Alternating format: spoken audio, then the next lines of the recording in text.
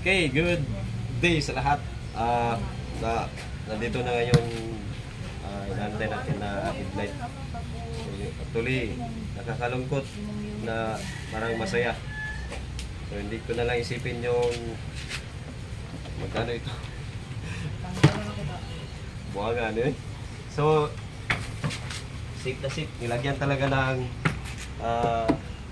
hard case para safety yung item.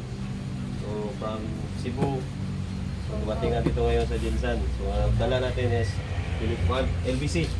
So LBC yung negative. Yan. Unbox tayo. May resibo pa sa box, 799. Yung headlight pala natin is ito yung headlight ng Japan Race. So yan. Thank you. Buksan na natin. Ingat-ingat. Grabe. Ay, ma'am. Bye, ma'am. Yes, ma'am. Bye, ma'am. Nindutan yun. Hindi mo talaga maisip kung ang presyo nito, kung magkano, mahal man o hindi. Pero nakita ko siya sa personal.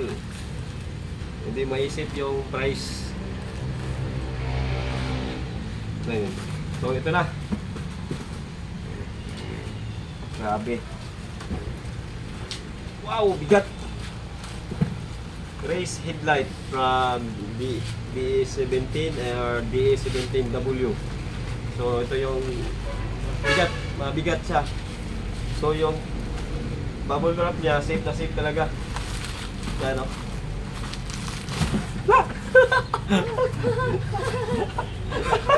Yan.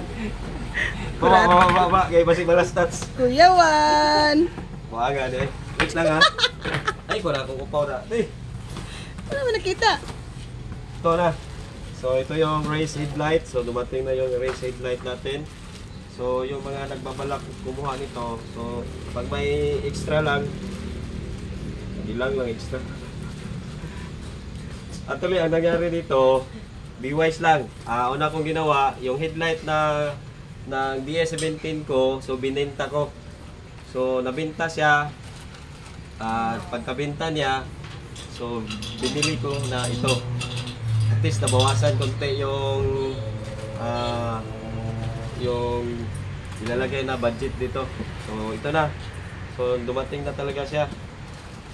So race headlight. Yan.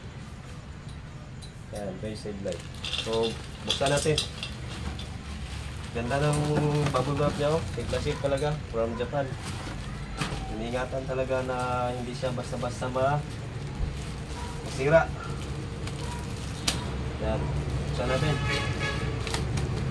Thank you pala sa dealer na nagpadala nito. So, legit po talaga.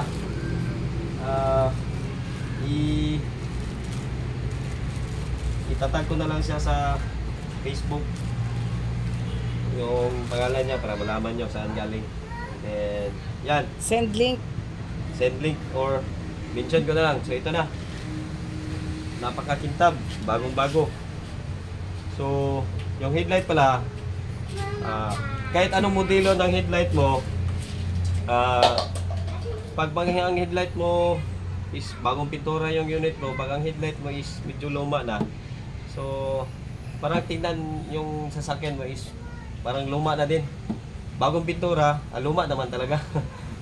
Pinabago lang. So bagong pintura, so yung headlight medyo madilim na. So parang makita pa rin yung anong itsura ng sasakyan. So yung headlight talaga yung nagbibigay sigla sa ating sasakyan. So yun. Kung medyo blurred na yung headlight nyo, so i-kuhan nyo lang, i-bopping. So madadala yan ng bopping, at least ma-reduce yung yellowish.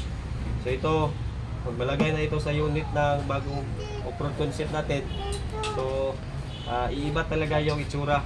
So ito, medyo may kamahalan lang talaga. So ang price pala nito umabot ng 38,000. So mas mahal pa siya sa commercial, grabe naman. 38,000 po talaga ang price nito. Yan, ito yung tunay na price. So, ang shipment fee ng package is umabot siya ng 3,700, mga 3,800 na. So, at saka hard case pa. So, yung hard case, ayo yan. So, walang free. So, si dealer, ano yung request niya, binigay ko. Interested man talaga ko. Challenge accepted man talaga yung off-road concept. So, ito na. Pero nakalis ako kasi nabinta man yung headlight ng DS17 ko. Ordinary. Kaya talaga yan. Yan ang resibo ng box mo. Oo, box. 799. So, yan. Race headlight. So, di naman kung kana. Libutang rin sa kyanan eh. Grabe. Ibasta sa personal. Makita mo sa camera, sa Facebook, parang hindi siya akma sa presyo na parang makita mo sa picture. Iba sa personal. So, ma-realize mo talaga sa personal yung quality, yung forma. Yan, oh. So, yun. Ito na. So, yun lang at magandang araw sa lahat. Race headlight DE17W or DE17B. Original from Japan. Bigat siya. Almost mga kilo ito na kwan.